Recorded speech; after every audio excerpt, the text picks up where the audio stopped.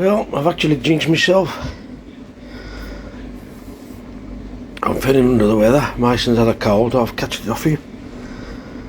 Feeling a bit rough. Had to do his tank this morning, so I went up the pond to get him some water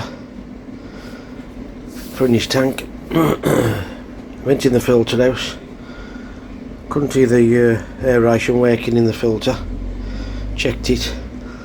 This has got to be, I don't know, 12 years old if not longer.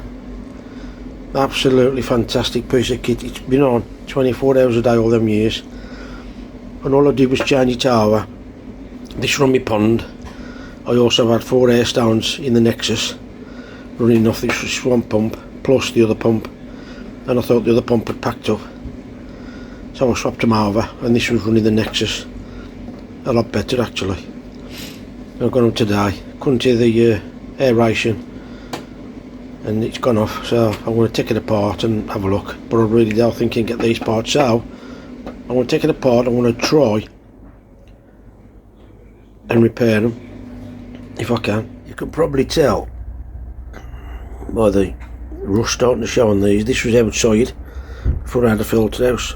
I think I've had my Nexus about 6 years, and I run this. I bought this with I think it was a Cotton Koi 4 or 5 bay filter, and this was running off. The bloke I bought it off second hand, he'd been running it in his own outdoors, and you can see by the rust and the condition of the grime on the bottom, and it's worked all these years.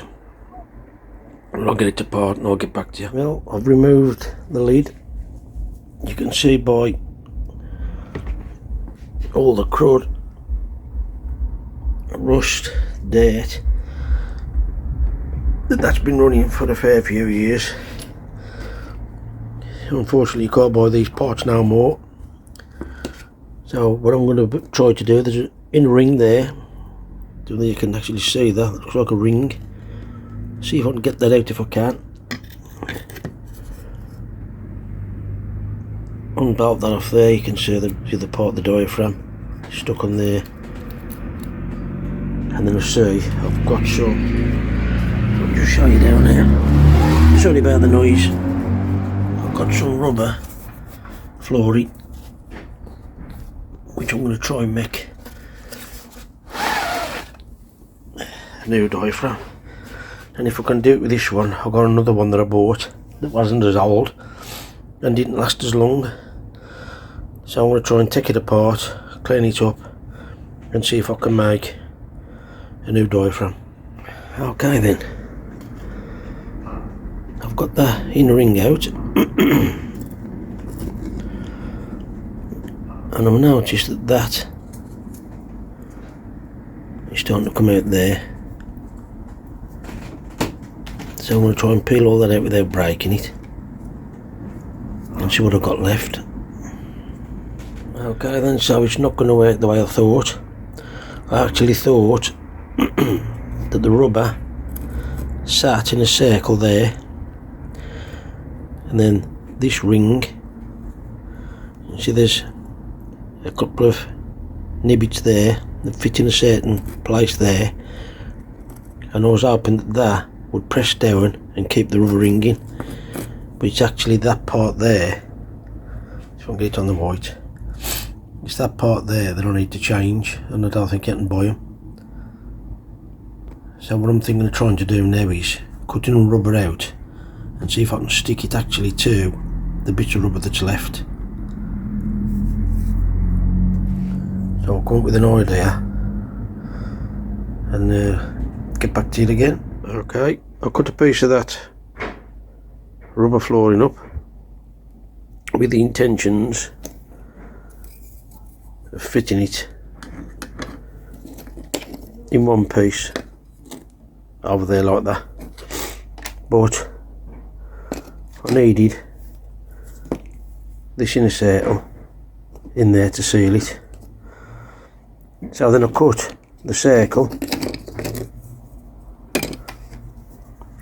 out of the matting, if I can find it, and I've put it on there. Not very thick. I'm not sure whether it would work. That obviously then goes on there. And then my idea is to seal.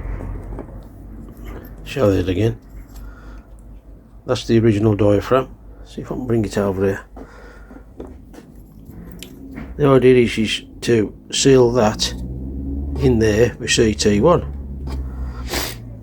But then I've got an old motorbike in a tube. Well, them things, believe it or not, get to high temperatures. So what I've done, I've cut a patch which is a lot thicker out of the inner tube. Now I'm going to centre it, splice it with a little cross, sit it over there, and then CT1 it into there and see if it sticks. Okay then. The first one I made was with that flooring. As you can see, I cut a little cross in it, even, and that sat over that wheel. Then I decided to make one out of inner tube rubber, which is a lot thicker, and I think that'll work better. So I cut a cross in that. Now trying to force that over that wheel, split it more in one direction than the rest. Now when that sits in between that wheel should seal. Using my finger and thumb should seal it together like that. But obviously having to split it to get it over the top of that wheel to get it to fit on, there's no way I can seal it. I did think about putting CT1 in that gap, but that's going to be so awkward because obviously that's all moving about. So I've just been onto Google and googled some new chatting bubbles, some new diaphragms, and I found some. Whether they'll fit this pump or what, I don't know. So what I'd already done, I'd made 2 of these, and when I saw this, and this, bear in mind, is machined. The brass bit there in the centre, it's machined through, as you can see there, tapered over so you can't get it apart. Now what I'd done, I thought it's not going to work. I've cut the plug off. I've just kept these accessories, don't know why, but I kept them. So when I looked on my phone on Google and I found these replacements, the replacements they'll come with that wheel. Well, they're doing away. What you get now, obviously with everything else, that wheel there is plastic. There's a plastic insert. I don't know whether you can actually see that little groove out there. It's plastic, circular, like that circular pattern you can see there. And the other side is just a washer. So I've just been and got these out. The bin. That's exactly what I've done. So obviously them, where's it gone? Them ain't no good, but I'd cut a spare. So my plan is now I can make a tiny little hole in that with a punch. I can drill that little brass collar off there. I can then CT1 them 2 plates there in the middle of that there, like that. Then when this goes back into the machine, I can just put a washer on there, slightly bigger, and a nut, and tighten it up if it works. And then obviously I've got a CT1 there in there. If it works, I've ordered some. If they come and they fit, absolutely brilliant. They're not for this pump unfortunately, but that's what my plan is. So hopefully that should work. So when I get back to putting it all back together, I'll get back to you. Okay then, as you can see, I've CT'd quite a bit. I've actually wet a cotton bud, put some pressure on so it'll stick all around the edge, and a CT1 underneath. Sorry about the camera work. CT1 underneath there as well.